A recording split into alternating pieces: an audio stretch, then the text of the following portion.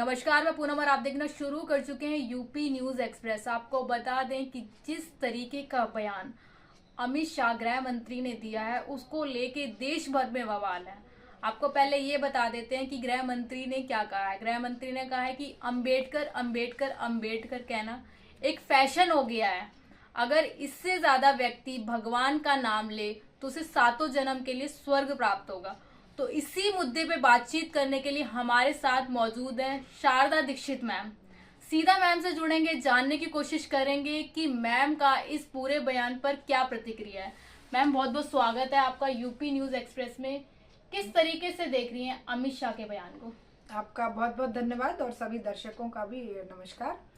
Actually ये जो कई बार कहते हैं ना कि दिल की बात लब पर आ गई जी, इनके दिल में जो सम्मान हमारे महापुरुषों के लिए है वो इनकी जबान पर आ गया।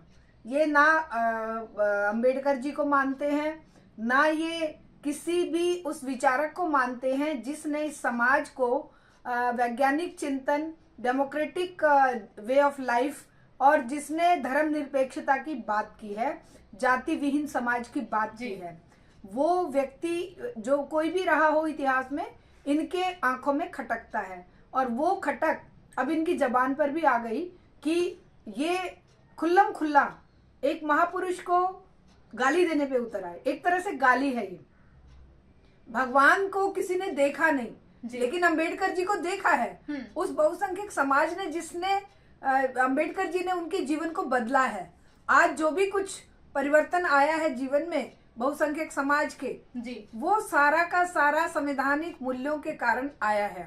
और अगर ये संविधान में ये मूल्य नहीं डाले होते और अगर वो संघर्ष जो खुद उन्होंने किया था वो संघर्ष उन्होंने नहीं किया होता तो हो सकता है आज भी ये जो समाज है, जिस तरह से दलित और पिछड़ों के साथ जो भेदभाव किया जाता था, जिस तरीके से पास से निकल जाने पे भी उन पर अत्याचार किया जाता था कि तुमने हमें अपवित्र कर दिया, तो इस तरह का जो एक वातावरण था उस वातावरण से समाज को बाहर निकालने में संवैधानिक मूल्यों ने महत्वपूर्ण योगदान दिया है। और बाबा साहेब अंबेडकर जी का योगदान इसमें बहुत बहुत अतुलनीय है कि उन्होंने इस समाज के लिए नया रास्ता बनाया था और जीवन जीने का एक जो उनका अधिकार था उसे समाज में प्रतिष्ठापित किया था। आज इनको ये खटक रहा है।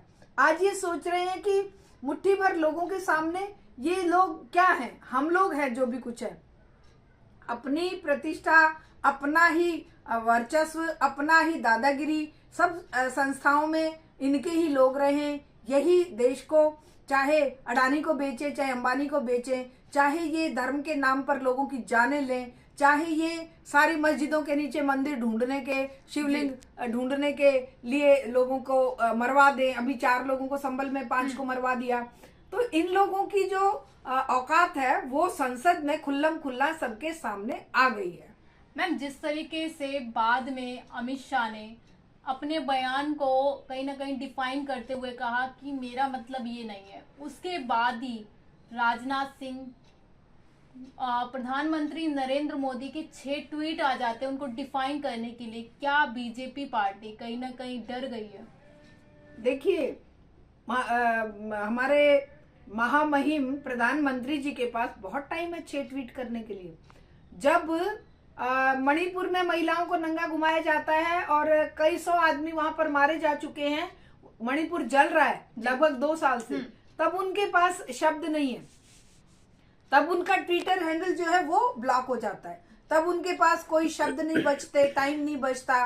वो बहुत बिजी हैं, वो बहुत विदेशों में घूम आते हैं, वो रशिया की वॉर रुकवा देते हैं, लेकिन वो मणिपुर पर एक शब्द नहीं बोलेंगे, वो कभी संबल पर एक शब्द नहीं बोलेंगे, वो कभी भी हाथरस पर शब्द नहीं बोलेंगे। वो बिल्किस बानो के हत्यारों के लिए या वो जो अभी बनारस हिंदू विश्वविद्यालय के सामने लड़की के साथ रेप हुआ और उसकी वीडियो बनाई और उनको सम्मानित करते हुए किस तरह से उनको बीजेपी ने सर आंखों पे लिया उन रेपिस्टों को, तब एक शब्द भी नहीं बोलेंगे। तो मोदी जी नहीं बोलेंगे, लेकिन अब मोदी जी बोलेंगे। क्यों बोलेंगे?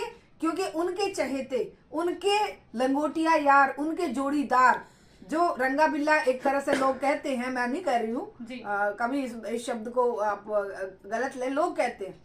अब उनके जोड़ीदार को अगर कटघरे में खड़ा किया जा रहा है उनके खुद के आचरण के कारण, तो उनके पास बहुत समय है ट्वीट करने के लिए, सफाई देने के लिए, प्रेस कॉन्फ्रेंस करने के लिए। वरना आप चिल्लाते रहिए, करते रहिए अपील कि भाई महिला पहलवानों को सड़क पर घसीटा जा रहा है, प्रधानमंत्री चुप क्यों है। दो कदम पे प्रधानमंत्री बैठे हैं और वो सिंगोल लेके वहां पे उसका उद्घाटन कर रहे हैं संसद का। यहाँ बेटियों को सड़क पे घसीटा जा रहा है, लेकिन प्रधानमंत्री के पास टाइम नहीं है, प्रधानमंत्री के पास शब्द नहीं है, ना उनका ट्विटर हैंडल काम कर रहा है, ना कोई चीज। और मैम, जिस तरीके से भाजपा को ये कहा जाता है कि संविधान विरोधी है, लेकिन कांग्रेस को भाजपा भी इल्जाम लगा रही कि कांग्रेस ने भी संविधान की हत्या की है, तो किस तरीके से देख रही, क्या राजनीतिक पार्टियां कहीं ना कहीं अपना अपना काम निकालने की कोशिश कर रही हैं बाबा साहब के नाम पर? देखिए, ये ना गेम खेल रहे हैं, इन लोगों का गेम चल रहा है। गेम क्या चल रहा है कि तुमने जो पाप किए थे हम उससे ज्यादा पाप करेंगे, एक दूसरे को दोषारोपण करेंगे कि तुमने अगर किसी को इतना गाली दी थी तो हम इतनी देंगे, तुमने अगर संविधान के मूल्यों पे इतनी क्षति करी थी तो हम उससे कई गुना ज्यादा करने का अधिकार जनता ने हमें दे दिया है, क्योंकि सत्ता हमारे हाथ में है और हम तीसरी बार चुनकर आए हैं, तो अब हम कुछ भी कर सकते हैं। तो इस बात को लेकर हमें समझना होगा, जानना होगा कि ये पार्टियां जनता की हितैषी नहीं है, ये जनता के मुद्दों से ध्यान भटकाने के लिए। अभी देखिए कितने इंपॉर्टेंट मुद्दे थे, अडानी के विरुद्ध जारी हो गए हैं वहां पर वारंट अमेरिका में, उनको पकड़ने की, गिरफ्तार करने के लिए। वो मुद्दे क्यों संसद में उठे ना उठे, इसीलिए ये इस तरह के आडंबर रचते हैं। और कांग्रेस पार्टी को भी इस बात का ध्यान रखना चाहिए कि ये केवल अंबेडकर जी को गाली देने की बात नहीं है, रोज तो समाज की माँ बहनों को, बेटियों को, किस तरीके से माइनॉरिटीज को, दलितों को रोज तो अपमानित किया जा रहा है। इस व्यवस्था में कब किसका सम्मान बचा है? किसी का सम्मान नहीं बचा हुआ। तो कांग्रेस पार्टी को भी मुद्दों से भटककर केवल कुछ मुद्दे जो उनकी रुचि के हैं, वो भी वोट की राजनीति है कि भाई आज वो नीला वो पहनकर आ रहे हैं। अब से पहले अंबेडकर जी के लिए उनका कोई हृदय नहीं फटता था। अब से पहले जब दलितों को घोड़ी से उतार दिया जाए या उनको मूंछ रखने पे प्रताड़ित किया जाए या जान ले ली जाए मटके को हाथ लगाने पे, तब कांग्रेस सड़कों पर नहीं उतरती है। तो व्यक्तियों की मतलब व्यक्तिगत रूप से आप एक दूसरे को करोगे, लेकिन सामाजिक रूप से पूरा समाज, पूरा देश किस तरीके से आज पददलित है, चाहे वो महिलाएं हैं, चाहे वो माइनॉरिटीज हैं, चाहे वो SC ST OBC है, चाहे वो इसमें दूर दराज कंदराओं में रहने वाले, वनों में रहने वाले दलित, ये अपने आदिवासी हैं, उनकी हालत इतनी दयनीय है कि उस पर किसी का ध्यान नहीं है। ध्यान केवल वोट की राजनीति पे है। और ये भी एक वोट का स्टंट है कि दोनों ही पार्टियां और जितने भी गठबंधन हैं वो सारे इस इशू को इस तरह से उछाल रहे हैं। वो अपने आप में गलत है, क्योंकि उनका तो पूरा मनुस्मृति को लेकर संविधान से ऊपर मनुस्मृति को रखकर वो काम करने वाले लोग हैं। मैम, जिस तरीके से सदन में आपने देखा कि राहुल गांधी पे आरोप लगता है कि उन्होंने भाजपा के 2 सांसद को धक्का दिया और जिसकी वजह से उनको चोट लगी, वो ICU में भर्ती हो गए, और सदन में ये भी मांग उठ रही है कि गृह मंत्री अमित शाह को इस्तीफा देना चाहिए। दोनों चीजों को आप किस तरीके से देख रही हैं? देखिए, इस्तीफा देने की तो जो मांग है वो तो विपक्ष को ये अच्छी तरह पता होना चाहिए कि यहाँ पर हजारों लोग मर गए, इसमें अभी जो कोरोना में मर गए, उसके बाद रेल हादसों में रोज मर रहे हैं, मणिपुर में मर रहे हैं, कितनी हत्याएं माइनॉरिटीज की और दूसरे लोगों की वैसे हो रही हैं। कभी भी आज तक किसी ने इस्तीफा दिया है जो अब ये इस्तीफा देंगे? इस्तीफा तो मांगना एक तरह से उनका हक है, लेकिन वो देंगे ये ऐसा सोचना भी मूर्खता होगी, क्योंकि इनको लगता है हम सर्वे सर्वा हैं और हमारे से ऊपर कोई नहीं है। दूसरी बात, जो घटना, जिस घटना के लिए ये हंगामा उठाया जा रहा है, हंगामे का पर्पस एक ही है कि किसी तरह से संसद का समय बर्बाद कर दिया जाए, है ना। एक मुद्दे को दबाने के लिए, जैसे एक झूठ को छुपाने के लिए 100 झूठ बोलने पड़ते हैं, उसी तरह से अडानी को बचाने के लिए लगातार अडानी पर मुद्दा ना उठ जाए, भ्रष्टाचार पर मुद्दा ना उठ जाए, बेरोजगारी पर मुद्दा ना उठ जाए, महिलाओं की दुर्गति पर मुद्दा ना उठ जाए, मणिपुर मुद्दा ना उठ जाए, कोई मुद्दा ना उठे, है कुछ भी मुद्दा जो जनता के हित का है वो ना उठे। इसीलिए इस तरह का घालमपेल करो कि अंबेडकर जी को मुद्दा बना दो, या भाई हमें मार दिया, हमारे ऊपर धक्का मुक्की कर दी, उसका मुद्दा बना दो, और अपने आप को बचा लो। अपने खुद को बचाने के लिए ये इस तरह की बीजेपी की हरकतें बिल्कुल जग जाहिर हो चुकी हैं कि ये मुद्दों से भटकाने में एक्सपर्ट है। जब भी देखिए, जब अडानी के लिए कोई मुद्दा उठा, जब अमेरिका, क्योंकि ये खुद तो कोई इन्वेस्टिगेशन करेंगे नहीं, अमेरिका ने इन्वेस्टिगेशन करके जब ये बताया कि भाई ये इसने रिश्वत दी है और इतने करोड़ का इसने घपला किया है और हमारे इन्वेस्टर्स को धोखा दिया है, चीट किया है, तो इन्होंने तुरंत संभल की घटना को अंजाम दे दिया। ये कोई कुछ किसी की भी जान लेंगे, इनको कोई शर्म लिहाज नहीं है। ये यहाँ पर भी अपने ही एमपीज के ऊपर कुछ भी करवा सकते हैं। ऐसा कुछ हुआ नहीं है कि किसी ने, क्योंकि संसद जो है वो सेफेस्ट प्लेस है, चारों तरफ कैमरे लगे हुए हैं, सब कुछ रिकॉर्डेड होता है, कहीं पर भी ये ब्लेम गेम खेलने की जरूरत नहीं होती है। और इस मामले में बीजेपी अच्छी तरह एक्सपोज हो भी रही है।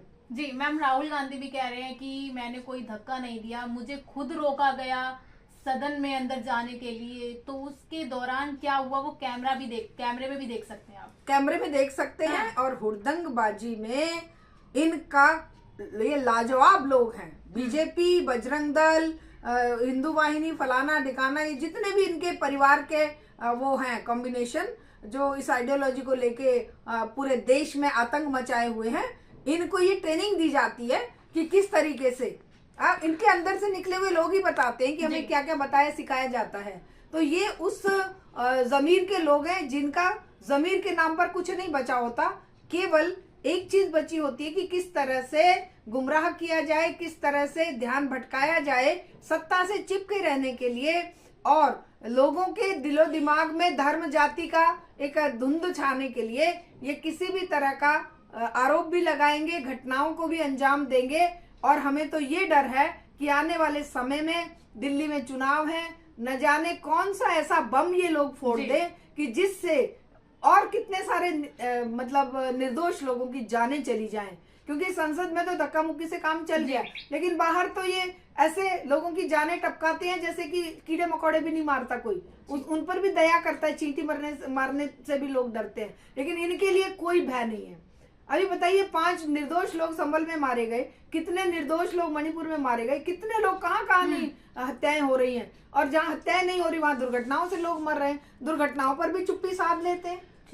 तो ये हमारे लिए बहुत शर्म की बात है कि आज टैक्स पेयर्स का करोड़ों करोड़ रुपया संसद में जाया जा रहा है। जिस संसद को हमने वहां पर चुनकर गए हैं लोग, चाहे ईवीएम से चुनकर गए, चाहे कैसे भी चुनकर गए, चाहे धांधली से गए, उनको एक जिम्मेदारी दी गई थी कि वो जन समस्याओं पर बात करें। लेकिन ये जन समस्याओं को छोड़कर केवल अपनी कहानी कहने के लिए और खुद को ही सुप्रीम बताने के लिए आपस में लड़ रहे हैं, मुर्गों की तरह। जैसे वो मुर्गों को लड़ाने का गेम खेला जाता है, ये उसी तरह खेल रहे हैं।